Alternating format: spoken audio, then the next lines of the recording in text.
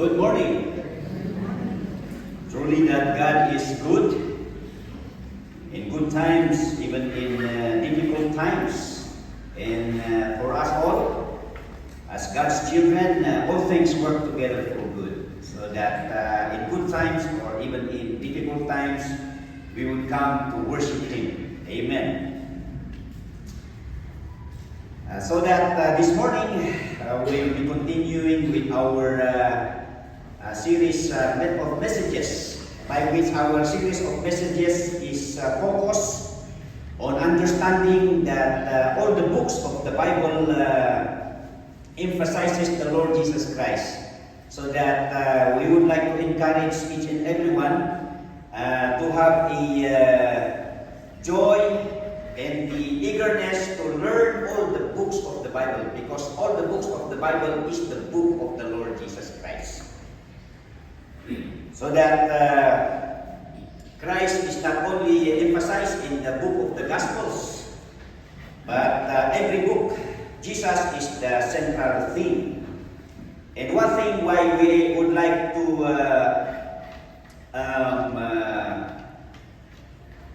learn how Christ is presented in all the books, so that this lesson would really convince us that from Genesis to Revelation, the Bible teaches that there is only one Savior, and this one Savior, He is the Savior or the means of salvation of all time.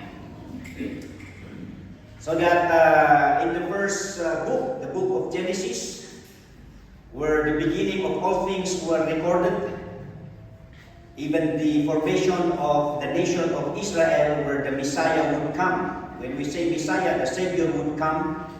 I told you before that the word Messiah means Savior King. And He is the prophetical picture of the shedding of blood. Hindi nagpasok ni Adam and Eve, they saw their nakedness, so that nagdait-dait, temporary panag-cover na, but then God saw a need for a permanent covering, so He sacrificed to kill an animal to cover them. That's where we got the word atonement. So that this prophetical picture of the Messiah was demonstrated by the animal sacrifice of Abel. So the shedding of blood, that is the covering for our sins in the sight of God. In the book of Exodus, we have seen the record of the deliverance of Israel from the slavery of Egypt, which pictures our freedom from the slavery of sin and of the world, which is being depicted by the lifestyle, the system of Egypt. And not only the Exodus was a picture of our freedom in Christ, but it also pictures our new identification with the Lord Jesus Christ. And last time, we have seen the Lord Jesus Christ in the book of Leviticus. We have said that Leviticus records the preparation of God's people, that is Israel, to enter the promised land. And this promised land, of course, is Canaan. So God is preparing the Israelites by educating them with holiness, the way of worship. That is the reason of the institution of the tabernacle in animal sacrifices and moral standards. We have mentioned also that after the removal of the Israelites, God removing them from Egypt, in the book of Leviticus, He is now removing the world from them, which pictures our Christian life. Hindi salakan na tayo ni Apo Diyos kat inikat na tayo itilubong. Hindi inikat na tayo itilubong, gabuti pa na kayo salakan tayo, itatangkat na kayatan ni Apo Diyos na ikatan kada tayo tinainlubungan. So that is the picture of the book of Leviticus, Apanas. So that secondly, aning na animal sacrifices ijay Leviticus portrays Christ's fulfillment of all the implications. Ano the implications na the burnt offerings? Iso dahil panapatawan ni general sins, and then dahil basod tayo with our relationship with God and also our relationship with our fellow men. So we do those different kinds of, different kinds of animal sacrifice, but it is all rooted in the shedding of blood by the Lord Jesus Christ. So that in our notes it says there, Christ is the fulfillment of all the implications of the animal sacrifices in the Old Testament. And because of this, it enables us to meet God's holiness and moral standards. So it is not by our righteousness, it is not by our work, but the perfect sacrifice, the Lord Jesus Christ, was the one who made us holy before God, and because of the imputed righteousness of the Lord Jesus Christ upon us, this would help us to manifest, to apply the holiness of God and His moral standards. And this prepare us to enter the glory land. Yan. If the Israelites were being prepared to enter the promised land, kada tayo mga Kristiyano, through the Lord Jesus Christ, after na naisalakan tayo, He is educating us to live a holy life because we are already holy in His sight. That prepares us that before we enter glory land, sansanayin tayo di agbiag na Kristiyano na nasantuan ken najusan. That's the meaning there. Ako na Colossians 1:20-23. Having made peace through the blood of His cross, by Him to reconcile all things unto Himself. By Him I say, whether they be things in earth or things in heaven, in you that were sometimes alienated and enemies in your mind by wicked works, yet now hath He reconciled in the body of His flesh through death, to present you holy and unblameable and unreprovable in His sight. That is the reason no apay nga in the Bible is usuro na kada tayo anak niya po Diyos, tatangan na isalakan tayo, kat agbyag tayo na santuan, agbyag tayo na Kristyanuan, agbyag tayo na Diyosan. Tangamin, there will come a time na iparamdam tayo ni Apo Isus ijay langit, iti Diyos ama, kada tayo katawa ti pakapilawan na. Yan, that's the Lucan word. So, if we continue in the faith, grounded and settled, and be not moved away from the hope of the gospel, which ye have heard, and which was preached to every creature which is under heaven. And then another one, Colossians 1:27-29, that we may present every man perfect in Christ Jesus. The Apostle Paul, he is the one speaking here. That is the very reason why adadagiti adi pa ni Apo Diyos nga mangikas kasaba, mangisulsuro iti sa samang ti Apo, tapno kuma agduras iti panagbiag dagiti anak ni Apo Diyos. Taadan to iti tiyempo da kami nga ministro iti Apo, we will be accountable to present you faultless before God. Yan.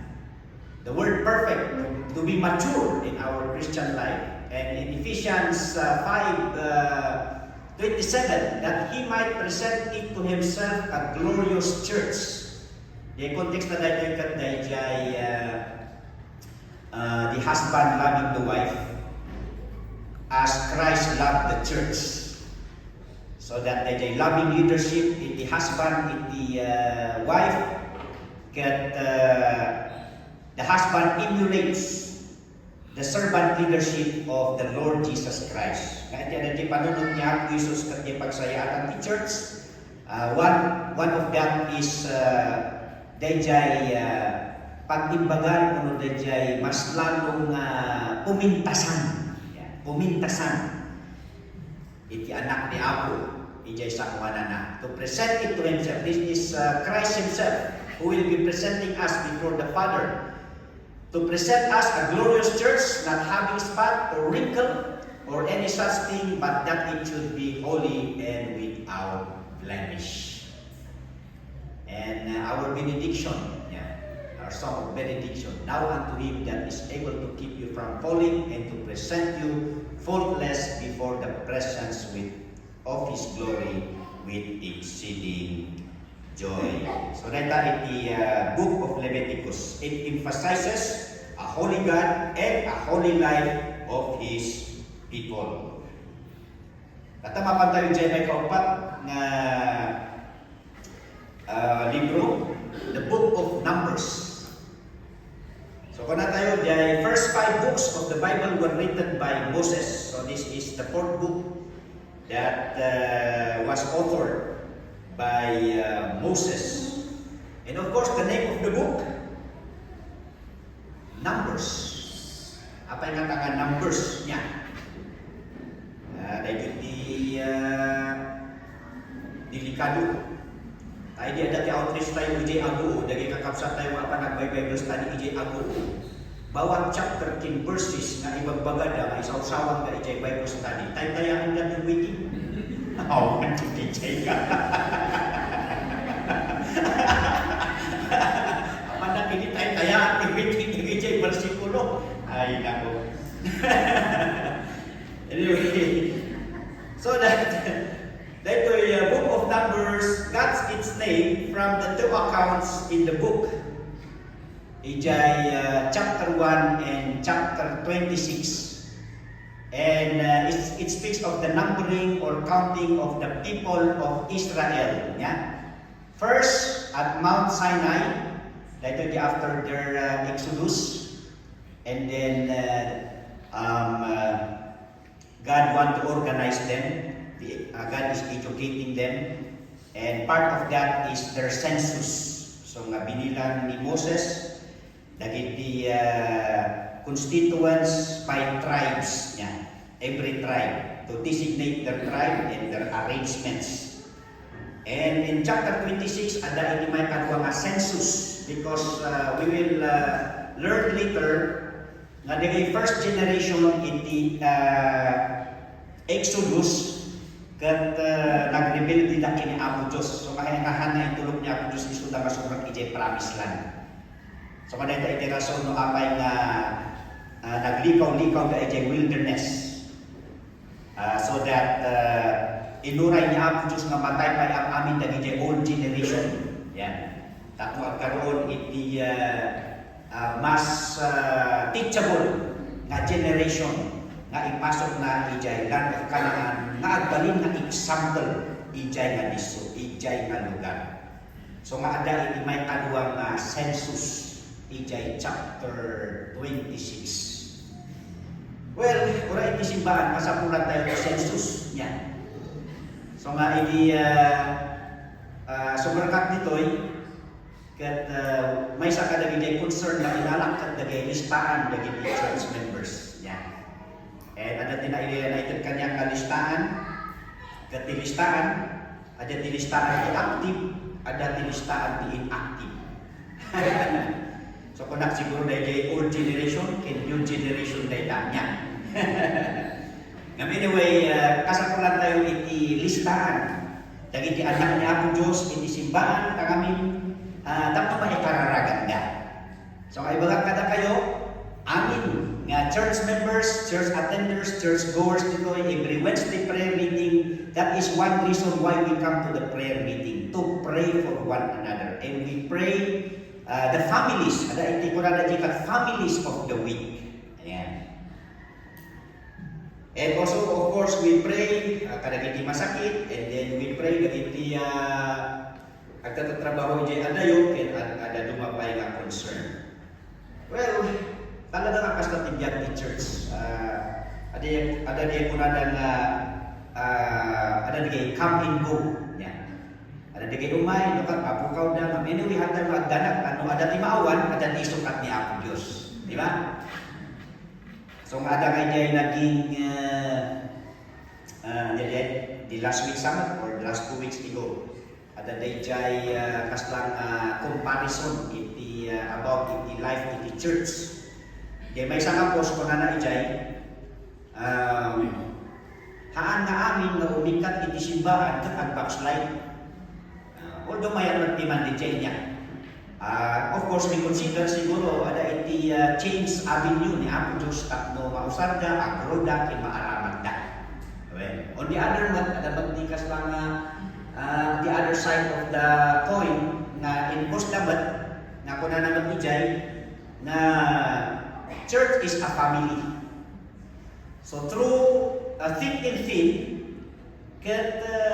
we stay, we grow together in good times and in difficult times. So nga na kanta nga, sometimes we laugh together, sometimes we cry.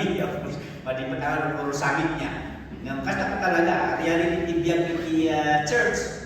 Ang kunana nito'y, we share together, heartache inside, but we drip together and we are God's headed.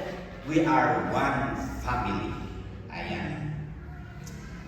So, dyan, iti numbering, ito'y book of Numbers. It speaks of the census of the old generation and the new generation. Okay, the outline of the book. Ada iti three parts. First is the preparation at Sinai. Open in close parenthesis, the old generation. Yeah. The position and numbering of the people. So the first census of every tribe and the arrangement of tribal camps and the tabernacle. So the tabernacle crosswise, the arrangement that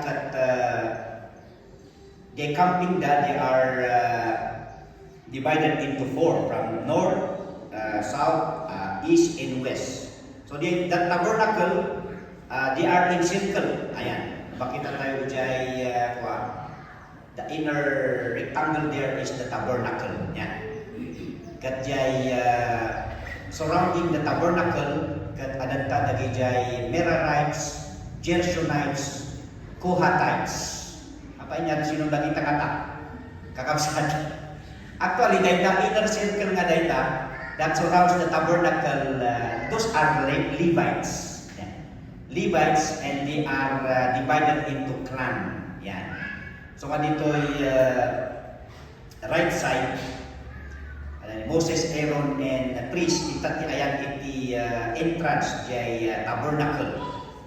Kat the surrounding clan, iti Levites, ni Aaron and his sons are part of the Levites. Isu dalam iti pagapuan, di na tayo intanga magapu dagi jay priest. The other clan of the Levites, the Merarites, Gershonites, and the Kohatites, dagita dagi jay personnel iti tabernacle. So dahil jay Gershonites, isu dati para awawin jay tulda, dagi jay poste. Yung Kohatites, dagita jay taga-awawin ti Ark of the Covenant, the holy things. And the Merarites, they na mga gamit iti tabernacle. So that when they move forward, dagita lang iti mabalin na mag-igab kada kita na santuan nga gamit iti tabernacle. Ayan. So the tabernacle is surrounded by the Levites, and then after them, God na divided 12 tribes of Israel. So ano ang kampuda, wherever they go, kasta iti arrangement ka. Yeah. So ano almost ni Apo Diyos niya. Kaya na sa already 1 Corinthians, we should do all things in order. So that ni Apo Diyos mismo kat na-organize iso na. Next. Yan, kasta lang i-google nyo. Kasta ti style, ada pa iti color coding da. Ada ti color coding iti arrangement. Iti 12 tribes of Israel, no atino nga agsardan da, so that they are being guided by the Spirit. Yan. Yan po na tayo masikay na glory. Ano jay ulap. Nga ni mga ulap ulap jay clouds. The Shekinah glory that represents the presence of the Lord. Nung mumato dahil jay cloud kat agmove. Of course, amin dapat agmove dapat ang amin. Nung agsardan day jay pillar of clouds, kahit nangasawad, ijay na nga sumardan, kasama ng di arrangement da. Tapnuhaan nga nagulo. Yan. Sakit ikinaano daw, baka ka-stampede niya. Kaya tinaisang sakayan, one special use of the pillar of cloud, dahil it is shade ka during the day. Yan. So sasaraan na siguro dahil sinising init, tapnuhaan na mainitan dagiti Israelites. Ngamno rabi, it serves as their light. Yan. Ay, nagmayat gaya hindi niya. Niya nga kanong kasjay kat nasaksiyan tayo de. Basta nung rabi, iso iti mangsilaw kadakpada. Yan. So that next, so dahil iti arrangement na ang marchada. Yan. Umuna di ay ni Moses, of course, the leader, and the Aaron, at the priest family, and then the di ko na natakot makita. Okay, well, the ark being some members of the Kohatites, and then the tribe of Judah, Issachar, and Zebulun, and then the Gershonites and the Merarites. Isudain itagaikam the curtains, the boards, the bars, and all the pillars. And then another tribe, Reuben, Simeon, Gad, and then the Kohatites, the other holy things of the tabernacle, and the other tribes, Ephraim, Manasseh, Benjamin, and Bijay, Huda, the Dan, Asher, Naphtali. And some of the books would say na haan nga 12 tribes of Israel. Iti siguro iti Exodus, taada mo naging tinadto mga members of other nations. So kada pa iti mixed multitude ijay likod da. So nga kasta iti panagmarchada. That's why luag marmarchada iti disyerto, the other tribes kat makita da isuda, of course they have heard the power of the Lord ijay Egypt, mabutbutan da. Kabutan da ka talaga iti Israel because they knew that they have a powerful God. Okay? So that is the positioning and the numbering of the people from chapter 1 to 4. In chapter 5 to 9, the precepts of God in sanctification of the people. Of course, this is the regulations of God, how the people of God would live holy. And then chapter 9 to chapter 10, this is now their pilgrimage toward the promised land. Ito yung di pa nagdaliyasan na ta. So they started to go and claim their promised land, guided by a cloud above the tabernacle na kunatayo that serves as a shade by day and a light by night. Okay? And then along the way, the second part, chapter 11 to 25, this is the failure of the old generation. Kanya nga tadagin naglapsingan da. Well, in chapter 11 to 12, the record of their discontentment along the way. Hanggang anak na, full of complaining. Yeah. And what are these dissatisfaction? Well, really na ka rin because of hardship. Di ba, oray man tayo kiman, no? Apan tayo hahike siguro na anis kagijay adventure. Well, sinumot piman di akan pagbag na ijay disyerto nga napudot. So they keep on complaining of hardship, and the worst thing there is they are discontented with hearing the word of the Lord. Dahil dyan iti dakas na niya. So kada tayo mga Kristiyano, oray mo narigat iti biyag kat haan tayo maubay, kinahan tayong nadiya ko na tayo dyan, makbub, ako na ti kalingga, mo iti makbub, mauma. Naumadan iti sao ni Apo Diyos. And because of that, God sent fire. Allah, delikado. Na mauma kayo iti sao ni Apo Diyos, be careful, God will send you fire. Yung dito iti nangyari dito, nagkapuor, siyempre nagpulot ni Disyerto, ang kapuor pa, and then of course, they realized their mistake and they called unto Moses, and Moses called on God that ipasardan niya Apo Diyos iti apoy. And secondly, nang naumaanda, the manna. Ito din, tinapay na itutulong ni Apo Diyos. Iti inaldaw for their diet, for their provision, imakan. Ngam naumada dito, ket naasimat ni Apo Diyos, ni nayunanda, diya itang kananda, nya tinayon na. Pugo. Kaya mo tayo lang itlog pugo niya. God sent quails for their additional supply. Kamali dito, even dito'y subordinate ni Moses, they were discontented with the leadership of their manon. Manong gamit ni Moses. And because of this, God punished Miriam with leprosy. Kat oray pa ni Aaron kat nagbutan niya. So di mawat iti pamakawan, and then inagasan na lang ni Apo Diyos ni Miriam. So this is their failure. And second failure is their disbelief at Kadesh Barnea. Yan tinangyari dito, of course, hindi Adana Ijayan, Moses chose the representative of all the 12 tribes to spy the land of Canaan.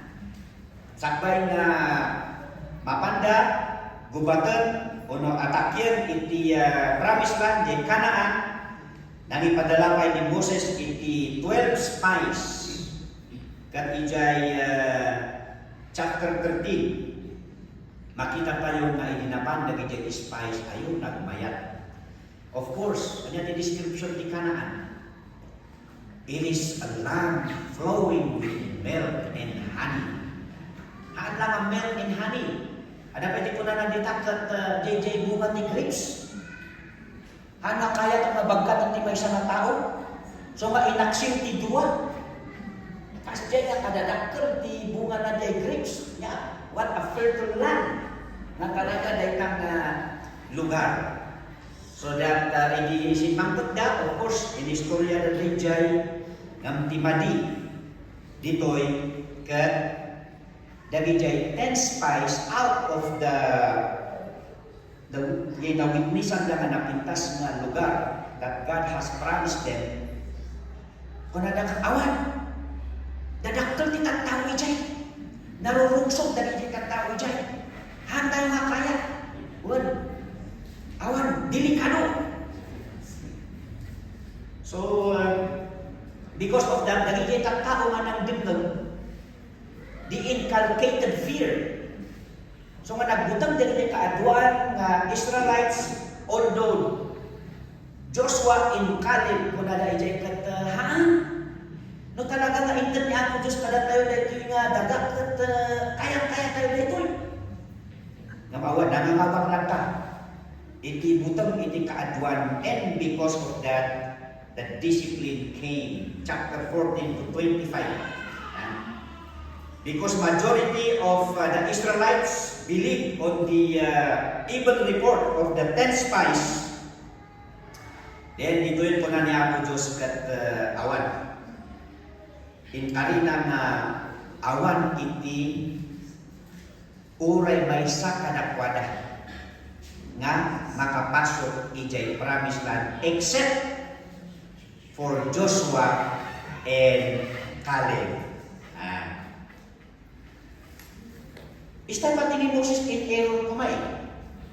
I believe na makapasok kuman ni Moses and Aaron. Nung kapunta, dagito'y kaaduan ka tao kat nalakada nga manismaya, kinalakada nga ag-complain, ag-really, inapektaran da ni Moses and Aaron. So, hanap lang na nakapasok ni Moses and Aaron. Ijay, promised land. In what occasion nga nangyari na ijay? Ijay disyerto iti Zin. At the desert of Zin, kapag iti complain na ito yung nakatao, di would always say nga, akay, awan gamit ti cemetery ijay Egypt. Nga impadatan ni Apo Diyos, namatay tayo dito yung disyerto. Siyempre, kasi nga kanayon iti rin, sino man itihaan na agumatol, iti lapayan na. And because of that, pati ni Moses tuloy kini-Aaron na iraman da. Ijay, dahito'y na-irita da. Dahito'y kanaro ka complain, dahito'y nga tao. So that instead, tamahuwag na gamin niya. They want to drink, they are so thirst. So kung na ni Apo Diyos, well Moses, alam tayo na sa rukod mo, and then you just strike the rock, and the rock will provide water. Kami niya tinangyari. Kaputan na apektaran ni Moses, kini Aaron, yung ungat, pati so yung ungat ni Moses, imbis na maminsala ang strike at namin duwa, pinigsaan na. So nga, delikado gaya, hindi tagtao nga maiman-manin so kaapektaran na kapay niya. So nga, dahito'y, our constituents na maminsan kat apektaran datang leaders. So this is what happened. Yeah. So nga nairaman piman ni Moses and Aaron. And another one, na nagapuan iti disiplina ni Apo Diyos kadakwada. Of course, ang shortcut na kuma ijay tribu ti Edom ngam dagay Edomites madida nga pa-shortcutan piman dagitoy Israelites. So ngaron ti planda is to go around Edom. Yan. Karangatan da iti Edom, but along the way nag-complain da manan. And because of this complaint, nangipadala ni Apo Diyos kadagiti ulag. Venomous snakes nga kinagat na dagitoy nga Israelitas, some of them died, and of course no maibusdan so that they prayed kunada Moses katungtong man ni Apo Diyos manan. Yan. So ito'y kinatungtong ni Moses ni Apo Diyos kuna ni Apo Diyos, well, you make a brazen serpent. Mangaramit ka iti sinanulag, tapos ikabil mo ijay turun. Yan. Amo yung turun. Basit nga bantay. Nga makita iti amin. That whoever believes na maagasan da, na kumita da ijay nga sinanulag, kuna na ijay magbiag da. Ngam dagijihaan nga mamati, matuluyan da nga matay. And so nga ijay, dagiti discipline na ipaay niya Apo Diyos. And another one, the seduction of Moabite women with immorality and idolatry in chapter 25 brought plague and death. Almost 24,000 of the Israelites died, including some of their leaders. Tangamin, dagiti Moabite, one of the tribes there, mabutanda because they know that Israelites have a powerful God. So at that day, their leader ni Balak, talagang masama ang Balak ni Balak sa mga Israelites. Itong si Balak, King Balak of the Moabites, nag-hire siya ng non-Israelite prophet na ang pangalan niya ay si Balaam.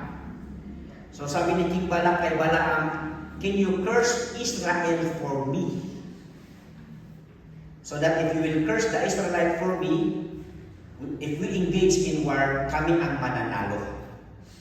But God intervened. Nakiusap ang Panginoon Diyos kay Balaam, huwag mong gagawin yan. Kasi pag gawin mo yan, ay mananagot ka sa akin, of course. So that story, ang nangyari dyan, nung una, nung pumunta yung tauhan ni Balak magbigay ng regalo, ay hindi niya tinanggap kasi sinabihan na siya ng Panginoon. But on the second attempt, mas matataas na mga opisyal at mas maraming mga regalo. So parang gusto ni Balaam. But then nung pupunta na si Balaam para makipagbid kay Balak, iba ang nakasalubong niya na hindi niya nakita, pero nakita ng kanyang kabayo. Oo. So natakot ngayon yung kabayo. Kasi the angel of the Lord appeared. Nakita ng kabayo, yung angel of the Lord with a sword.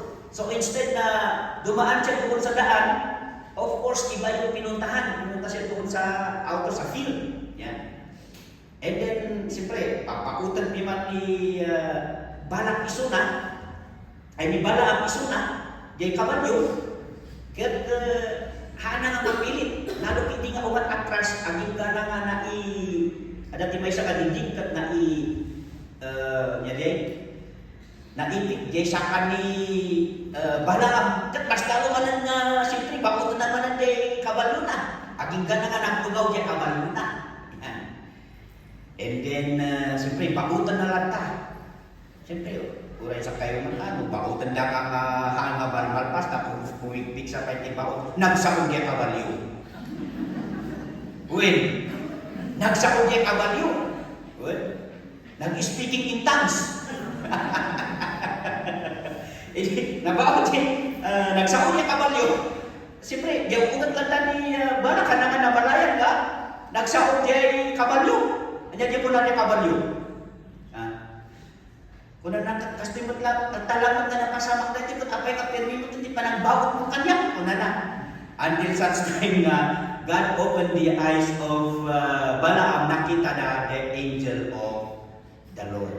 Nga apay nga, makarka nga, apan makisabak ni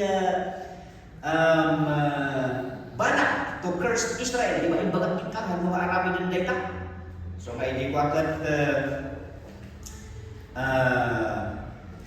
itulong lang the angel of the Lord, sige mapan ka, but do not do it. Yan. So, may dinapan ni King Balak, nadismaya ni King Balak, of course, sino man ti managot kini Apo Diyos. Sino iti surutan ni Balaam? Ni Balak, na masama ang Balak, o ang Panginoong Diyos? Of course, Balaam headed to the advice of the angel of the Lord. Kabutan ni King Balak na nagtagumpay isuna. Ijay nga Balak na that Balaam will curse Israel. So the strategy nga inaramid ni King Balak is dagitoy the women of Moabite seducted the Israelites to engage not only in immorality but in idolatry, and because of this, 24,000 of the Israelites were plagued, they died, and some of their leaders. So nagita nagiti discipline niya Apo Diyos. And chapter 26 to 36, dahito yan, awanan, nagiti old generation. So that this is now the preparation of the new generation. Okay, so the old generation failed. So this is almost after 40 years. Yeah. The reorganization of Israel. So the second census in succession of leadership from Moses to Joshua. As po natin na eraman ni Moses and Aaron, Miriam already died here. And also Aaron, so that Moses, he needs to turn over the leadership to Joshua and of course Caleb. And again, God gave the regulations that they are to do from chapter 28 to 30. And then God also gave no kasano dapat pagbibingayan dayjay Canaan, the promised land. So God set the tribal boundaries and also the specific towns for the Levites and also the cities of refuge. We will learn later kung ano yung ibig sabihin na nagito'y cities of refuge. So that is the outline of the book of Numbers. Maganda na sa kayo, ang ganda ng istorya. So if you read it for yourself, then among maganas mo nga basa. The theme and purpose of the book. This is to show how Israel prepared to enter the promised land, but sinned and were punished. Though Numbers gets its name from the numbering of the people, it is primarily concerned with the nearly 40 years of wandering in the desert. Amuyo gamin, kakapsat, agasam ay that 40 years. Their journey should have lasted only 11 days. What? 11 days ko nalaan data. And because of the rebellion, their hardened hearts, na inipturan natin almost 38 years of agony with defeat, simply because of disbelief and disobedience. So, narikat kaya itikas ng biyag. Yan. Awan ti pamati, kin panagsaway, iti bilin, iti Diyos. So that the keyword is wandering. Yan. Amo yun yung wandering. Napadpadasan yun, yan po na simang. Iba doon sa mga kay simang niya. Ano ang nasangaw? Well, middle name po ba yun? Katsangaw. Nasangaw niya. Ada di pampamahiin tayong napangkatimay sa nga lugar kat napukaw katidalan niya ti aramin ng kanon. Baliktad ang medjay sukot mo. Ngam dito, di ko na nga na-inkanto or the word enchanted niya. Na-agripus-ripus da, or ijay mount pulang na kado iti tourist ijay nga ko na napukaw da, and then the rescue team would go. There are those who siyempre handa nga kabisado ka ni Diego, bantay ijay. And this is what happened. And the theme here, of course, the book of Numbers, the theme na dito'y is to show the consequences of failing to mix faith with the promises of God. Amen. Kailangan tayo iti pagmati kadagiti kankarin ni Apo Diyos. Tanuhaan, we will suffer the consequence. Kuna na ijay Hebrews 3:16. For some, when they had heard, did provoke, howbeit not all that came out of Egypt by Moses. But when home was he grieved 40 years, was it not with them that had sinned, whose carcasses fell in the wilderness? Into whom swear he that they should not enter into his rest, but to them that believe not. So we see that they could not enter it because of unbelief. Let us therefore fear lest a promise being left us of entering into his rest, any of you should seem to come short of it. For unto us was the gospel preached as well as unto them, but the word preached did not profit them, not being mixed with faith in them that heard it. Iti bang ito iti ako kataan nga baro nga kasaba. Nga ada nagiging tao nga because of unbelief, pinagbalin niya ako Diyos nga nalaka iti panakaisalakan. Katapto maging effective dahil ka panakaisalakan nga inarami ni Apo Isus, kailangan laan nga lakukan ti pamati. Yan. Because salvation is already done. It is finished kuna ni Apo Isus. Haan nga nalaka iti panakaisalakan, but someone already did the hard part, the difficult part. So that God did it for us, kati aramidan tayo, kat papatsin tayo, kat papatsin tayo, tinarami ni Apo Isus, kat patsin tayo ni Apo Isus, kas manubutin mangisalakan tayo, then we are saved. Yan. And not only of salvation, but of course, all the promises of the Lord. So ako na di Romans, the just shall live by faith. Iti inaldaw nga panagbiag ka ng Kristiyano, kat adda iti pamati. Okay? Further, Numbers teaches us that while life does have its wilderness experiences, God's people do not have to stay in those conditions. Di ba? Ito ni Joshua kini Caleb. Although the majority nagipadawan ng spies, and moreover, the whole majority of Israel did not believe the good news of the land, then majority does not always win before God. Yan po na nakaroon na minority with God is a majority. Antay makasapulan na sumurot iti pagayatan iti kaadwan. importante dahil sa ko niya ako Diyos. Amen. And then thirdly, another important theme shown throughout the book of Numbers is found in God's continual care for His people. Over and over, regardless of the rebellion and unbelief, He miraculously supplied their need. In the book of Deuteronomy, our next book, mabasa tayo ijay Deuteronomy 29 verse 5. No kasano nga inaywanan ni ako Diyos, dagiti anak na. Kuna na ijay, I have led you 40 years in the wilderness. Your clothes are not waxen old, and thy shoe is not waxen old upon thy foot. Wow! Nagbayad kay Jay. 40 years na bado. Haan nga naluma. Well, mano nga taon na kitabad-bado yun, kakausan. So, nagiti Chinese kada taon na kagsukat ka, di ba? Kada ti pamahiin ka. So ada lagi jay may itiktiman nga badbado nga nag-usaran dakat yan. Ngam ditoy the experience of the Israelites kini ako Diyos in the wilderness. They 40 years kuna na jay bado dakat haan nga naluluma ano ka nagsusukat.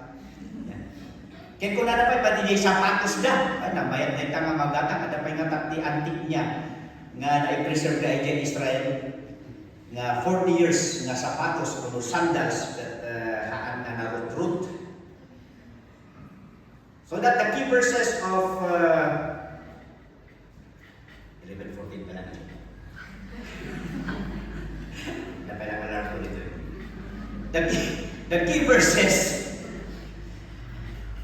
because of all those men, key verses Numbers 14:22 to 23. Because all those men which have seen my glory, nakita dati milagro niya ako Diyos, from Egypt even in the wilderness, but still they tempted me. Now these 10 times and have not hearkened to my voice, surely they shall not see the land which I swear unto their fathers, neither shall any of them that provoke me see it. Yeah. And then another one, di mo lang kanairaman piman ni Moses kini Aaron. Kapag yung umagda ka na gito yung natatao, na makapagatang tilapayag na DJ really that they were included nga na makita kung handa makasarap ni Promised Land. Although ni Moses, inpakita ni Apo Diyos di Promised Land. Inpakita na di bantay. Ngam handa nga nabandakan. At least nakita na. And God buried him. And the Lord spake unto Moses and Aaron, because ye believe me not to sanctify me in the eyes of the children of Israel, therefore ye shall not bring this congregation into the land which I have given them. Yeah. So the people has an important role in influencing the leadership, yeah? Either positively or negatively. So sa mga iti-church positively iti maitagda nga influence kada iti leaders in church. The key chapter, of course, is chapter 13 to 14. So that ito jay Kadesh Barnea that we have mentioned, ada three nga letter G in this chapter. Anya jay letter G ditoy, talong nga letter G. First are the giants. Second are the grasshoppers. And the third G is God. Siyempre, di 10 spies, kung nadakan, ay,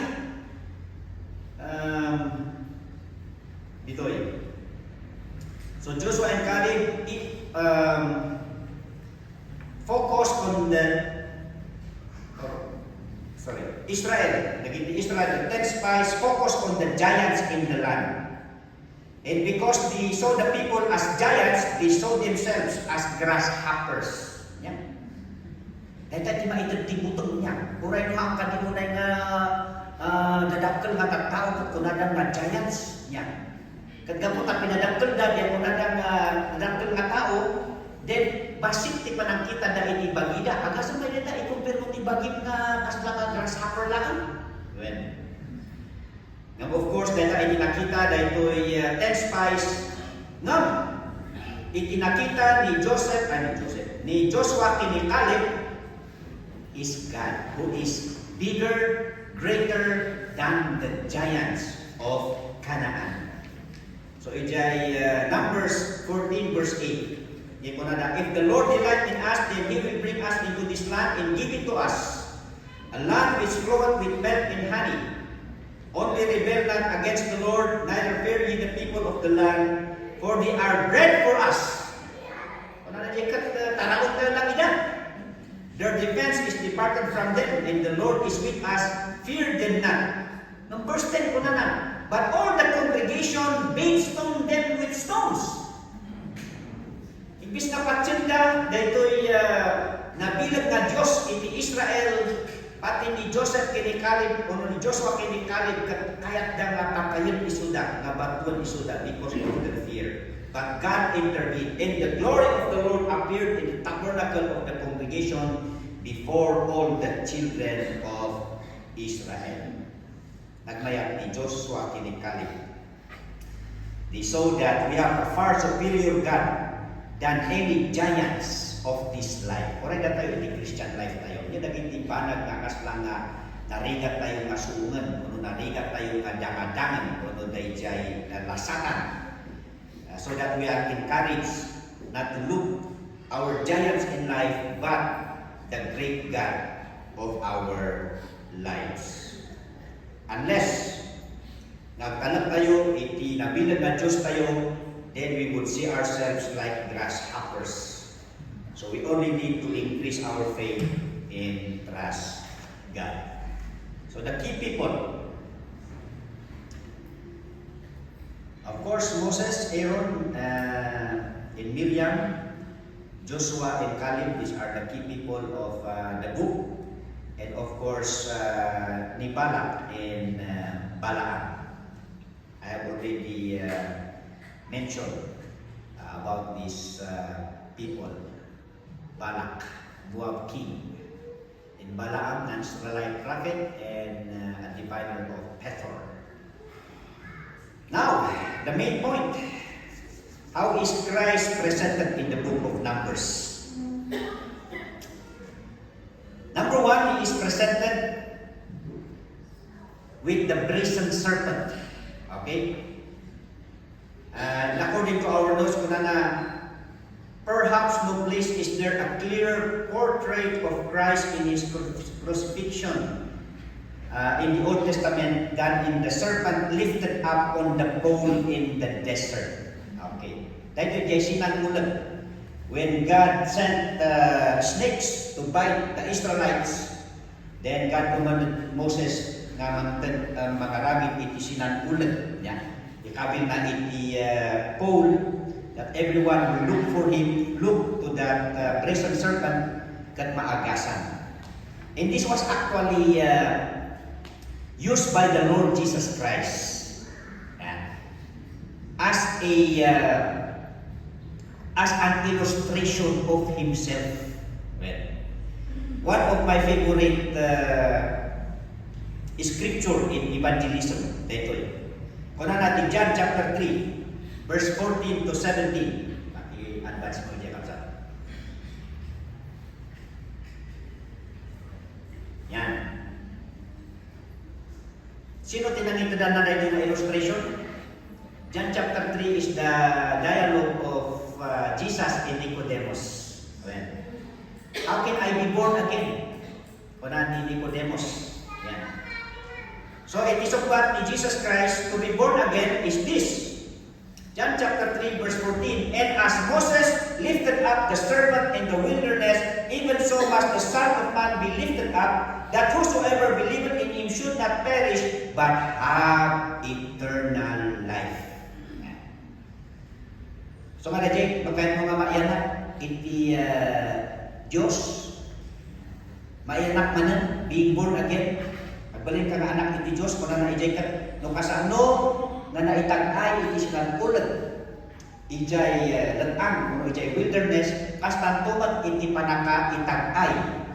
Panaka-ikawi ni Iso Kristo, iti may sanakayo. Nga no siya sino man iti mamati, kat maikan itibiyag na agnanayon. But why? Nga mapasamak kita. That is why we have John 3:16. For God so loved the world that He gave His only begotten Son, that whosoever believeth in Him should not perish, but have everlasting life. Ayan kakabsat. So that is the typology of the Lord Jesus Christ in the book of Numbers, the brazen serpent. Second, the rock that quenched the thirst of the people is a type of the Lord Jesus Christ.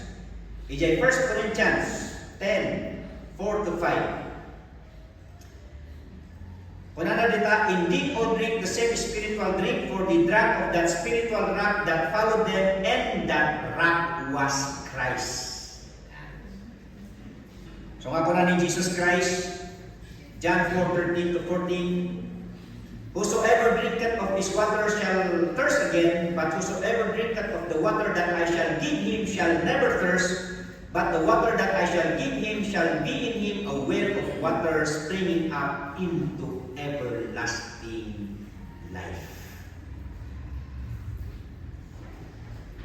The third picture of the Lord Jesus Christ is the daily manna. In John chapter 6, verse 35. And Jesus said unto them, I am the bread of life. He that cometh to me shall never hunger, and he that believeth on me shall never thirst. Iti context na dahil kakabsat, ay nag-miracle ni Apo Jesus, tinamin nag-feeding program iso natin 5,000 to 4,000 so that people would always follow Him. O nagakat mayat kapan susurutan ni Iso Kristo ta na problema ti makan. Baka dahil iti sumbat ni kararag tayo. As Moses, through Moses, that God fed the people of Israel for 40 years. If we make the Lord Jesus Christ as our King, then He will also feed us not only 40 years, but maybe more than 40 years.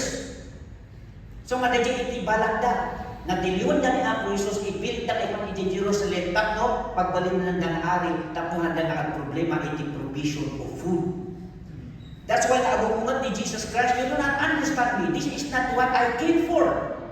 What I came for is siya iti kanan niyo. I am the bread of life that gives eternal life. Kasi siyempre, the manna, the quail, the physical food, it will only make us survive in a little duration of time. No, kasano ay pastrak mo iti makan, kastamag iti pastrak mo ni Apo Jesus, di tabiyag mo, kat maikan ka iti biyag nga agnanayon. Of course, tapos interpret na iti Hudyo. Kung nadagat ni, agbalakan samot, agkatukan samot, apay, parchinda ka, tapos nalanda ka, kananda ka. Hana kasi iti kahit masawa ni Apo Jesus. Nang iti simple meaning na, with the Lord Jesus Christ, I am the bread of life, and I am the water of life, the living water. Water and food, siyempre, ipaunag mo, iti biyag mo, nga, a limited time only, iti function na. Ken ka, but when you let the Lord Jesus Christ inside of you, because of faith that He is the Savior, kaya ipalpas na iti panakaisalakan, then you have eternal life. Okay? Last. Second to the last here. The cities of refuge. The cities of refuge. Ano ba naging syudad di refuge? Okay, so the organization of the land, the 12 tribes, ada ti kanya-kanya lang i-possess nga land, di Canaan. And aside from the land of the tribes, ada iti nakadesignate nga land dagiti Levites to minister to them spiritual things in different tribes. And one of the designated places is the cities of refuge. Yan tika it is cities of refuge. There were actually 6 that were established. Kedesh for Naphtali, Shechem for Ephraim, Hebron for Judah, Bezer for Reuben, Ramoth for Gad, and Golan for Bashan and Manasseh. The use of the cities of refuge, kuna na dito'y No ada iti nakadisgrasya, ada iti nakapatay, homicide iti unintentional. Dito nga nakadisgrasya nga tao, masapol na tumaray ijay city of refuge. Tano ada iti avenger. The avenger, every representative of the tribe has their avenger. Trabaho na dito yung avenger mo, ada tinatay nga kadwada, iso na ti mangibalas nga mangpatay. Kasi di Israelites ka tooth for tooth, foot for foot, eye to eye. So kung nakapatay ka, matay ka nga. No intentional talaga nga, binukad na katapatayin ka kamat because that is justice on them. Nga, no, na-disgrasya lang na napatay, dahil dyan tao, then you have the right to run. Ijay cities of refuge. Tano maabutan na ka di avenger, mabali na ka mapatayin. Now, once you enter the city of refuge, the avenger can no longer touch you. Until such time nga mausig dayjay napasama, and of course dayjay suspect no nya matitimultan na kat bayadan na. But he has to stay in the city of refuge aging gana nga matay dayjay high priest. Because the high priest gives him the security nga safe isuna ijay aging gana nga sinibiyan dayjay high priest. Although he can now go home after nga natay jay high priest. But the security of his life depends upon the existence of the high priest. And this is the typology of the Lord Jesus Christ. He is our high priest. And he is our undying high priest. So it means to say that we are secured as long as our high priest is alive. And how long is our high priest alive? Of course, forever. So maroon ko na na-ejay kat, we are safe evermore because we are a living and an undying high priest. Okay. Hebrews. Iumitay ni Jay, mapanda ni Jay 5. The last one is the red heifer. Ano yan ito yung red heifer? Ito yung a young cow, female cow. Yan. Entirely red without blemish and never used for labor. Hanga naman so dito yan. This red heifer is being sacrificed outside the tabernacle. Of course, this is perfect. Jesus was without blemish as the red heifer being offered. This aside the 5 burnt sacrifices in the tabernacle, there are other animal sacrifice, and one of these is the red heifer. So dito yung red heifer portrays the Lord Jesus Christ. For it says there, Jesus Christ was crucified outside Jerusalem. Verse 5 Hebrews 13:11-12. For the bodies of those beasts whose blood is brought into the sanctuary by the high priest for sin in birth without the camp. Wherefore Jesus also, that he might sanctify the people with his own blood, suffered without the gate.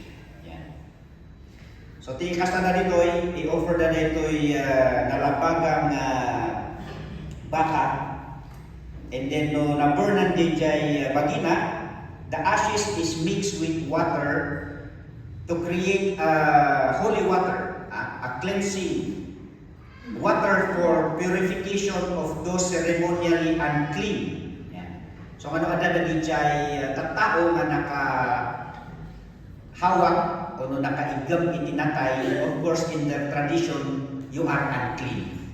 You must be quarantined for a few days, and after being quarantined, then one of the ceremony is you are being washed by the ashes mixed with water of the red heifer. So the red heifer becomes your cleansing water. Ayan. So that just as ashes of the red heifer cleanses people from the contamination of death, the sacrifice of Christ cleanses us from the penalty of sin and corruption of death. Dahil panakay-sacrifice ni Apo Jesus, ijay cross iti Calvario, that this cleanses us from all sin, even the plague of death upon us. And another application of the red heifer, this is associated with the return of the Lord Jesus Christ by the rabbinical tradition. Well, so nga ada naging tinaduma ngay nga sipsiputan na ng Israel because there were already some occasions nga basta lang ada disimangkat nga nalabaga nga baka ijay Israel. Well, so that dagitoy nga agong observe kung kunadakat once nga ada iti panakaidaton iti nalabaga nga baka ijay Jerusalem, this will authenticate iti panagsubli ni Apo Jesus. So that dagitoy member iti rabbinical tradition kunada, from the time of Moses, there were already 9 red cows, female cows, this is the heifer, nga naidatonan. And this group believe that the 10th, timay kasangapulo, nga red heifer to be offered will be offered by the Messiah. Timay kasangapulo. So nga ada man ang tinagparang ijay kat all the while kat awan pa'y man tinapasama. So the Rabbi Maimonides, isok ti mga isusuro dito, taught that the 10th red heifer sacrifice would be conducted by the Messiah. Nga iso na mismo, this sacrifice of the red heifer would now be the purification of the Israelite people. Although this is a tradition, but then the typology of the Lord Jesus Christ that we have learned, kat ito'y panaka-cross ni Jesus Christ outside Jerusalem. Okay, so for our conclusion, so nakita nagay 5, how Christ is seen in numbers: the brazen serpent, the rock, the daily manna, the cities of refuge, and the red heifer. For our conclusion, number 1, rebellion against God is always a serious matter. So it is not to be taken lightly, for God's punishment for sin is always severe. Make sure our negative comments are not a product of a rebellious spirit. So that rebellion does not usually begin with extreme uprising, but in subtle ways of griping and criticism. So kuna na Philippians 2:14, do all things without murmurings and disputings, that ye may be blameless and harmless, the sons of God without rebuke, in the midst of a crooked and perverse nation, among ye shine as lights in the world. Number 2, the wanderings in the wilderness demonstrates how serious God considers flagrant disobedience of His command. So that God judges sins harshly because He is holy. Ito ay rason apay na nagrabi iti panagdusa ni Apo Diyos iti baso, because agura na talaga dahil iti opposite na, because He is holy. So be holy for I am holy. And thirdly, letter C, although God's punishment is often severe, He offers reconciliation in hope. So that God's people must trust Him, move ahead by faith if they were to claim His promise.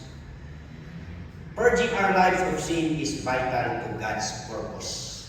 Dahil ay rason, no apay nga disiplinaan na tayo ni Apo Diyos, ta importante kanya na itinali linis nga panagbiag, tapno mausag niya ako Diyos, iti panagbiag tayo. So the encouragement ni Jude 1:20 to 21, but ye beloved, building up yourselves on your most holy faith, praying in the Holy Ghost. Keep yourselves in the love of God, looking for the mercy of our Lord Jesus Christ unto eternal life. So kung na natin kakat iaramid tayo, itibiyag tayo. Iti daytoy nagruna nga nasantuan kapambali tayo. So let's have the working of God in our life. Let us do our counterpart. That's the meaning. 1 Corinthians 9:13 to 14. Do you not know that they which minister about holy things live of the things of the temple, and they which wait at the altar are partakers with the altar? Even so hath the Lord ordained that they which preach the gospel should live of the gospel. So we are part of God's worship. We are God's part of His altar, so that it is expected that worship in the altar of God has an influence. Iti panagbiag tayo. The gospel that we uphold also can be seen in all our lives. And very last, Moses counted the Israelites twice. The first census organized the people into marching units to better defend themselves. The second prepared them to conquer the east of Jordan, so that people have to be organized and trained to be effective in whatever endeavor. In God's work also, we must remove barriers in our relationships so that our effectiveness is not diminished. So that we create a good interpersonal relationship as brothers and sisters. Not only as brothers and sisters, we also create a good working relationship with each other.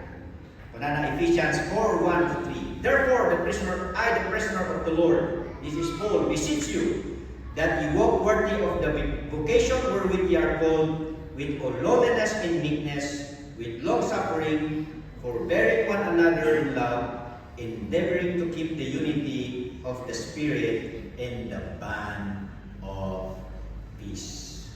Ya po Diyos, di magbindisyon, kadagiti sa una. Let us pray.